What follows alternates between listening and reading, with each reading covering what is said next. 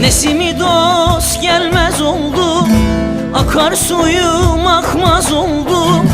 Kara haber tez duyuldu, hasret yürek dert doldu. Dost bu yerler viran oldu. Vah!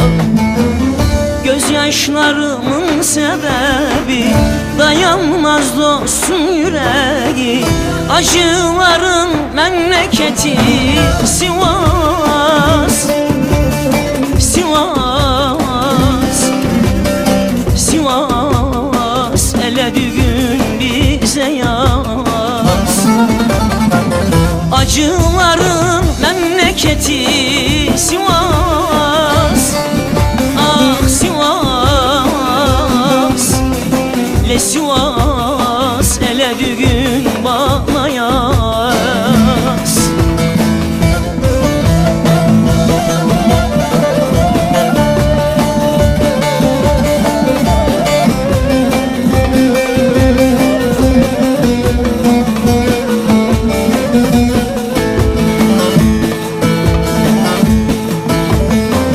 Yaktılar umutlarımı, karanlığa çevirdiler.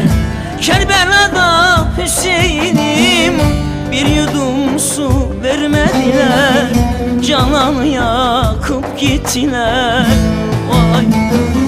Gözyaşlarımın sebebi dayanmaz dostun yüreği. Acıların memleketi Sivas, Sivas.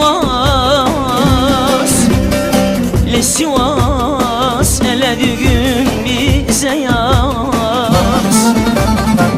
Gözyaşımın memleketi Sivas.